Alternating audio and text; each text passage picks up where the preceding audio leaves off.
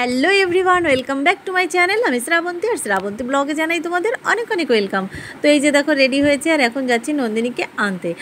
আর এই যে এখন আমি ছাতা মাথায় দিয়ে হাঁটতে হাঁটতে যাচ্ছি স্টেশনের দিকে। আর তারপরে দেখো স্টেশনে চলে এসেছি, আর ট্রেন অলরেডি চলে এসেছি, আর আমিও উঠে পড়েছি ট্রেনে।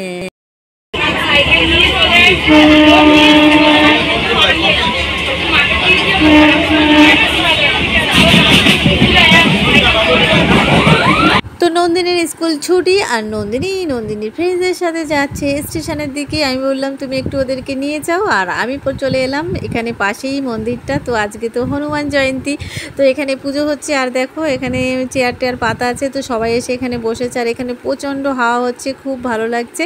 জয় শ্রীরাম। তো তারপরে ওখান থেকে চলে এলাম এই যে স্টেশনে। আর স্টেশনে মানে গোবরডাঙ্গা লোকাল, এটা ছাড়বে অনেক দেরিতে, মানে 11:37। আর এখন কিন্তু 11টা বাজে মাত্র, এখনও অনেক দেরি ছাড়তে। তো আমাদের এতক্ষণ বসে থাকতে হবে। আর আমিও এই যে ট্রেনের ভেতরে চলে এলাম, আর এসে এখন এই যে বসেই থাকবো, আর কি আর করবো, কারণ আমাদের ট্রেন তো এই লোকাল ট্রেনটা যাবে তার 15-20 মিনিট পরে আমাদেরটা। তো এই যে ওরা দুজন দেখো কত দুষ্টুমি করছে, আর আমি এই যে বসেই আছি, আরও বান্ধবীরা আছে ওই পাশে। আর তারপরে তো সময় হয়ে গেছিলো প্রায়, তারপরে আমরা মানে 1 নম্বর থেকে 3 নম্বরের দিকে এই যে যাচ্ছি। আর দেখো প্রচণ্ড রোদ, আর এই যে গোবরডাঙ্গা লোকালটা কিন্তু ছেড়ে দিয়েছে, আর আমরা এই যে ছাতা মাথায় দিয়ে ওপাশে যাচ্ছি। আর তারপরে কিন্তু আবার আমাদের ট্রেনটা চলে এসেছিলো, আর আমরা এই যে টোটোতে এসে বসেছি। আর টোটোতে মানে উঠে এদিকে চারিদিকে দেখো টোটো, আর এখানেও প্রচণ্ড রোদ্দুর, আর বসেই আছি, কি করব, টোটোও ছাড়ছে না। আর নন্দিনী তো বিরক্ত হয়ে যাচ্ছে, দেখো কেমন করছে, বলছে গরম লাগছে। আমি বলছি দাঁড়া আর একটুখানি। তারপরে তো বাড়িতে চলে এলাম, আর বাড়িতে এসে তাড়াতাড়ি করে আবার রান্না করেছি। এই যে ডিম ভাজা, মাছ ভাজা, আর এই যে আলু উচ্ছে দিয়ে মাছের ঝোল করেছি, আর করেছি এই দেখো আমের টক। আর এই গরমে আমের টক দিয়ে খেতে তো দারুণ লাগে, আর আলু উচ্ছে দিয়ে মাছের ঝোল আমার এটাও খেতে ভীষণ ভালো লাগে। তো খাওয়া দাওয়া হয়ে গেল।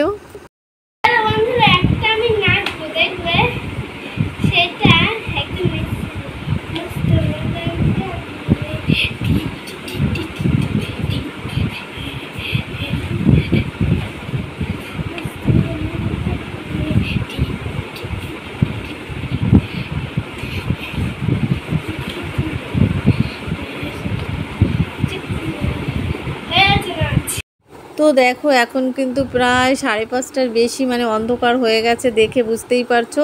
তো আজকে আর মনে ছিল না জামা কাপড় তোলার কথা, চলে এসেছি ছাদে।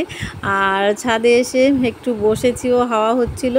তো আর একটা পাখি কোকিল ডাকছিল টু টু করে, তার সাথে সাথে আমিও ডাকছিলাম। আর কোকিলের ডাকের সাথে সাথে দেখবে ডাকবে, কোকিলও খেপে যায়, সে আবার মানে বেশি করে ডাকতে থাকে।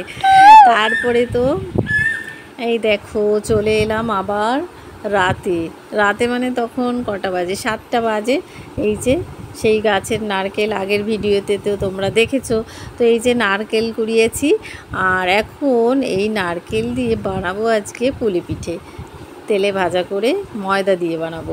তো এই যে দেখো প্রথমে তো এইখানে এই যে নারকেলটা দিয়ে দিলাম, ভেতরে একটু জল দিলাম, তো মানে ভালো করে সিদ্ধ হবে নারকেলটা।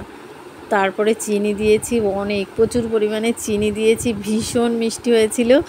আর তারপরে দেখো এখানে এই যে আমার মানে পুলি পিঠের ভিতরে যে পুরটা দেব, তো এই যে পুরটা কিন্তু প্রায় রেডি হয়ে গেছে। আর এখানে এই যে দেখো পুরটা, তো পুর আমার রেডি। এখন আমি মানে পুলি পিঠেটা তৈরি করে নেব। আর এখানে দেখো 5টা নাড়ু করেছি বড় বড় করে, মানে ওই পুলি পিঠে তৈরি করার পরে ছিল, সেই জন্য এই দিয়ে আবার নাড়ু করলাম। আর এখানে এই যে দেখো আমি ভালো বানাতে পারি না, তো এই যে করেছি। তো এগুলো করার পরে তারপরে মানে তেল দিয়ে ভেজে নেব। তো এইভাবেই আমি করি। তো এই যে দেখো এবার তেলও অল্প দিয়েছি, বেশি দেওয়া হয়নি। তো এবার ভালো করে পুলি পিঠেটা আমি ভেজে নেব। তো আজকের পুরো ভিডিওটা তোমাদের কেমন লেগেছে অবশ্যই সুন্দর সুন্দর কমেন্ট করে জানাবে।